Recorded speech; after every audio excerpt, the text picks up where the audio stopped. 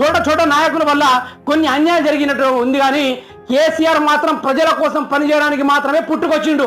ఆయన తెలంగాణ రాష్ట్రాన్ని జయించడానికి నడిచిన నాయకుడు, తెలంగాణ రాష్ట్రాన్ని జయించిన నాయకుడు. అతను 2 సీట్లు కాదు కదా 3 సీట్లు ఉన్న రాష్ట్రాన్ని ఏర్పాటు చేసిన ఘనత ఉన్న త్యాగం ఎవరికైనా ఉందా అంటే కేసీఆర్కి మాత్రమే ఉంది. రాబోయే ఎన్నికల్లో కనుక ఎంపీ సీట్లలో 8 సీట్లు కనుక వస్తే 6 నెలల్లోనే ఆయన పార్టీని స్థాపించకుంటే ఇక ఆయన నాయకుడు కాదన్నట్టుగా ప్రతిపాదన చేశాడు.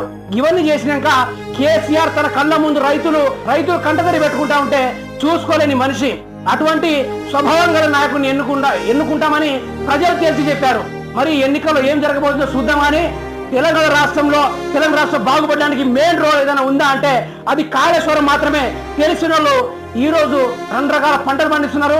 అటు ఇటు తెలియని అయితే కాళేశ్వరం అయితే 83,000 కోట్ల రూపాయలు ఫ్రాడింగ్ అని చెప్తున్నారు. కానీ ఈ రోజు రేవంత్ రెడ్డి